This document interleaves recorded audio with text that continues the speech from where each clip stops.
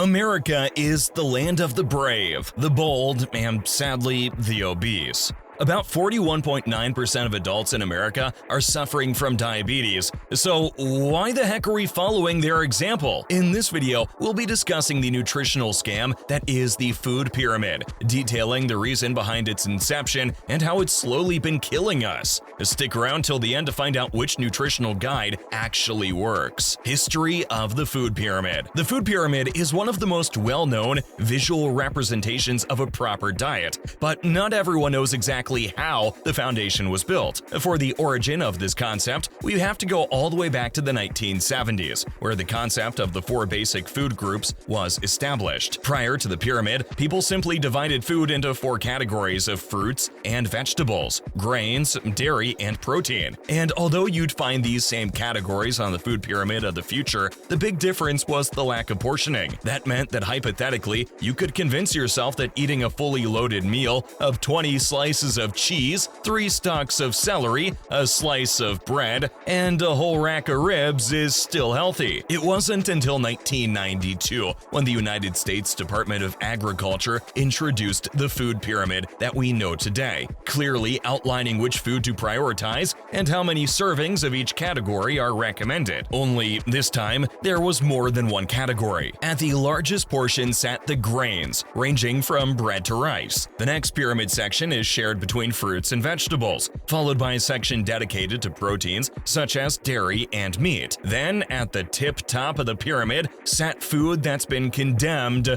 over and over again: fats, oils, and sweets. For years, the food pyramid has taught us that grains are good and fats are bad. We've gotten so used to this mindset that it's hard to believe this pyramid has been a lie all along. And no, sadly, this wasn't a mistake. Money matters. To understand why we've been fed a lie, we first have to go all the way back to the 1970s before the food pyramid was built. As America had its fingers in 2 wars simultaneously, there was one thing the world wasn't ready for: the drought. Countries like India and Southeast Asia experienced famine brought on by intense weather conditions that ruined fruit and vegetable crops, leading to them reaching out to other countries for help. Naturally, America decided to step in and offer their help by exporting grain. America saw an opportunity to cash in on a tragedy and leapt in, growing their grain farms and exporting grain that countries desperately needed. Business was good, up until there was no business at all. The food shortage had to end at some point, and now America found itself with all the means to produce grain without the people to sell it to. That's when the Department of Agriculture had the genius idea to publish the food pyramid. The agenda for the food pyramid was simple: convince people that grains such as rice, white bread, and pasta were supposed to be the foundation of a healthy diet. Now that people were convinced that they just had to have grains,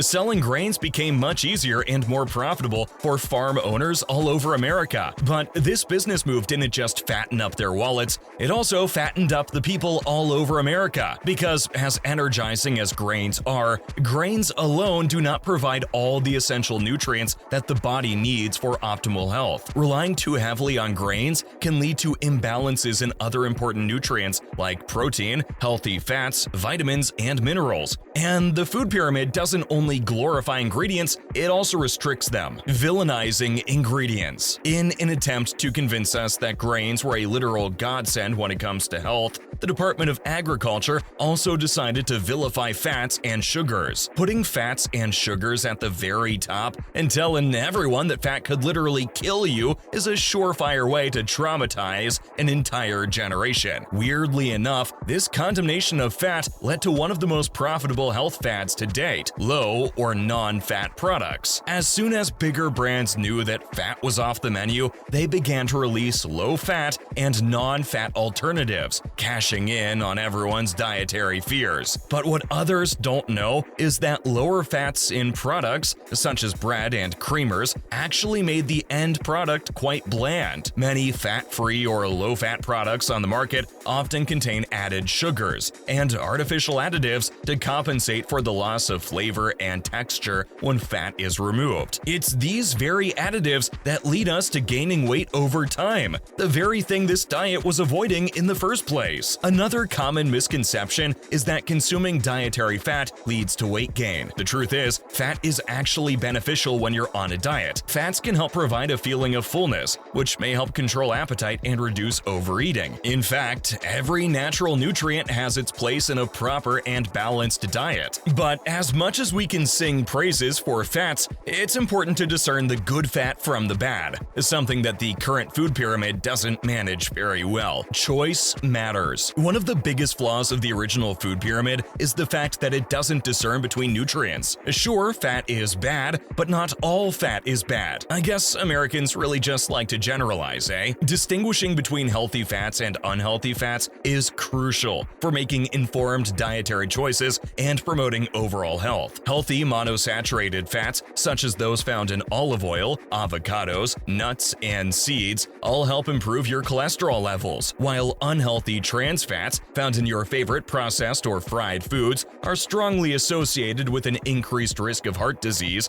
and should be avoided as much as possible. Just a glance at the grain section of the food pyramid is enough to make you question the validity of it. I mean, putting white bread in the same spot as wheat bread is never a good sign. In one corner, we have white bread, a type of bread that's been commercialized, made with sugar additives and processed flour that's been stripped away of all its fiber. This is a far cry from wheat bread, which is packed with fiber and complex carbohydrates. Yet the food pyramid recommends we eat ample amounts of either. Oh, how we miss the glory days of eating a PB&J sandwich and still being seen as healthy. But grains and carbs aren't the only thing that's been grossly miscategorized. Even fruits and vegetables are too. Although eating fruits and vegetables is never a bad thing, it's still important to emphasize that you need a mix of fruits and vegetables for this diet to actually work. It's clear that the food pyramid needed some clarification and readjustments that aren't influenced by money or misinformation,